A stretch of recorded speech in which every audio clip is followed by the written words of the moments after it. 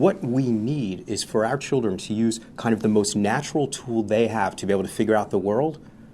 What is it that they use to navigate the world, to master their environment, to figure out problems? And the answer is play. The American Academy of Pediatrics made a decision to stand in defense of play, and you have to ask why. It seems like such a natural, obvious thing that children should be playing.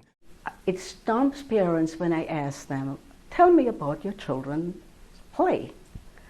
And the first thing they want to talk about is, they organize soccer and they organize baseball and, all that stuff. And I said, that's not what I'm talking about. He said, well, he likes to play video games. I said, that's not what I'm talking about.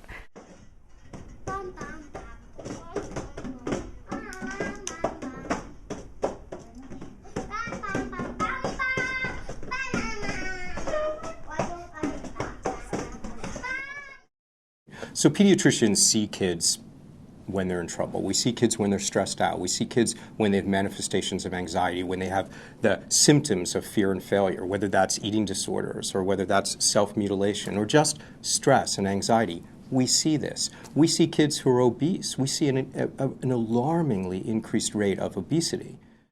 I think that the social isolation that kids are experiencing is something we are going to pay a big price for in the future. Kids are no longer running outside, finding a community of kids in their neighborhood and doing what I call that rambunctious, exuberant play. There seem to be at least two things that are newish that might be pushing us in this direction. One is that the college admissions process is really frightening parents. And you're no longer guaranteed a place at an elite college just because you're walking there or because you come from a certain family. People are feeling more worried about the fact that the only way to move ahead is to get admission at a certain college. And they're doing what they think it takes to make sure their kids gets there, at great detriment to this generation.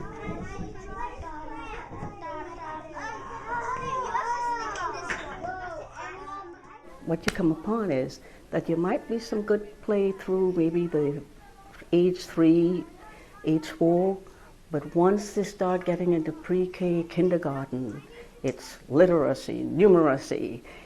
One parent, I remember telling me that she brought her kid to me because she wasn't participating in counting. The other kids could count to 100. And this is like a 4.5-year-old kid. And she said she doesn't know how to count to 100. I said, why does she need to? I mean, what is she going to do with this information, at that age?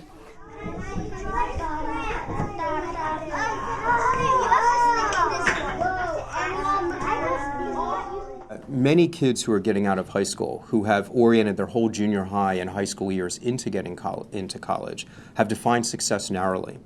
And what they've been looking for is numbers and good grades and the right extracurricular activities.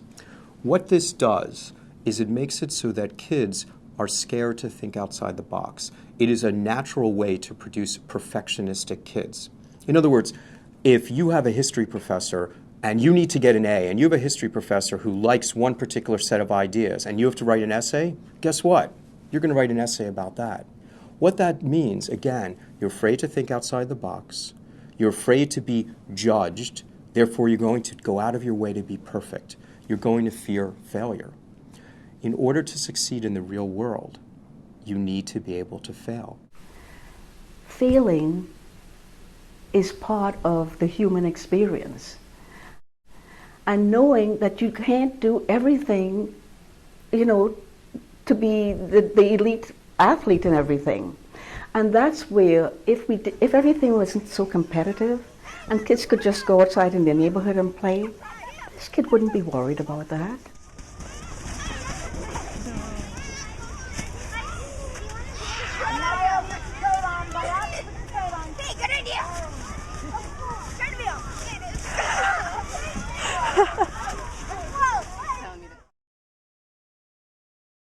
We are tiring the brain out by what we are doing to kids nowadays in school. And then we expect them to go all day, starting like 7, 8 o'clock in the morning, finish school at 4, we push them into all the structured activities, come back home, and your brain is supposed to be still on. Kids are tired, they're exhausted. And what I see later on is that they say, I've had enough. So we want parents to be very involved with their kids' play sometimes. What we also want is for kids to be able to do things on their own, rather than sign up for organized soccer, organized baseball, organized art, organized music, which we love. There should be a little bit of that in everybody's life. But we want some free time for kids just to choose to do whatever they want to do, so they can create their own fantasy world, choose their own friends, exercise their own bodies. You would get more cooperation, you would get more empathy, you will get conflict. That's part of the human condition. But it would be amazing if we leave the kids alone and step back, only go in if it's necessary, to see how they will learn the conflict resolution. I think the other issue gets back to the fact that there's a professionalization of parenthood. Almost all families have 2 working parents. We all want to be great at our job, and we all want to be great at being parents. Then the media feeds us images about what good parenting is. We should put a kid in front of a certain video when they're 6 months old so they can become brilliant. We have to buy this for our kids, sign them up for this activity. As a result, we don't feel like we're good parents unless we're doing that.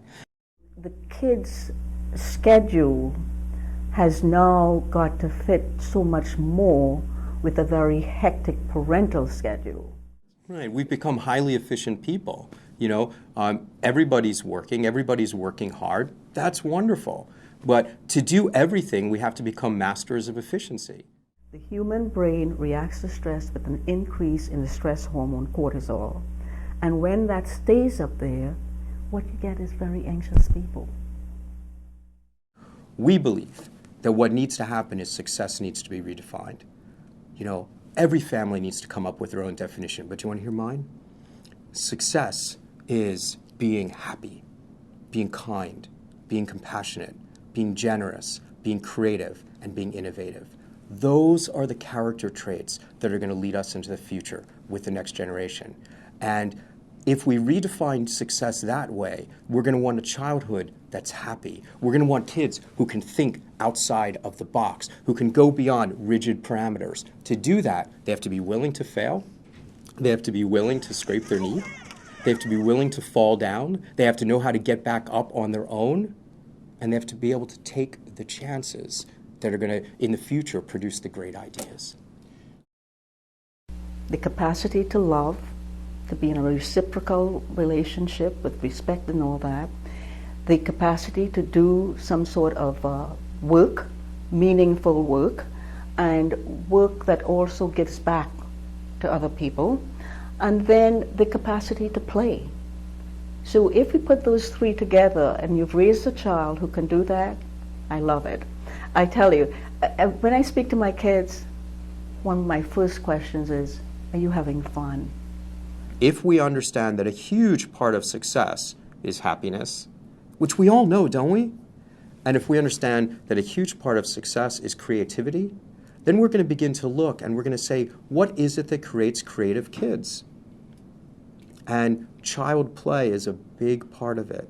Being able to fall down and get up yourself is a big part of it. Being willing to fail sometimes so that you can figure out how to do better next time is a big part of not being afraid of creativity. We want to have a child who is able to handle all the trials, tribulations, the joys of life, because that's what life is. Life is not one thing. And you will have anxiety, but can that child cope with that anxiety? So that you don't want to go around protecting your child from everything, but you want to be able to help them with the tools to handle things as they come along, and they will come along.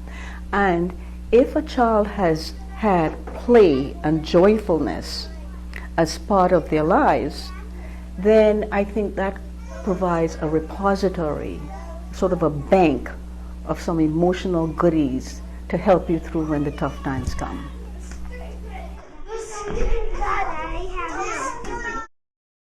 we have to look at the broader issues in society. We have to look at the schools and make sure that there's still recess, make sure that there's still creative arts, there's still the gym. We've got to make sure that we protect that for our kids. We have to look in our communities. We have to say, are there safe places for kids to play? You know, we can't fight the obesity epidemic by telling kids to go out and play when there aren't safe places for them to play. We just can't do it. So I think there has to be some really active efforts to try to build community. You've got to build community. And then in the language of psychiatry, we talk about creating a holding environment for kids. It's the community that can do that and hold the children. You know, the famous quote of "it takes a village to raise a child," I agree with it, but the village has to be a functional village. We start by saying, trust in childhood. Understand that play is the work of childhood. Understand that children are able to find a lot of solutions themselves. Let's trust that. When we do that, we will raise a confident generation. We start there. We have to invest. We have to invest in childhood and recognize that it is a unique time that sets up the next generation that's going to lead us. We have to invest.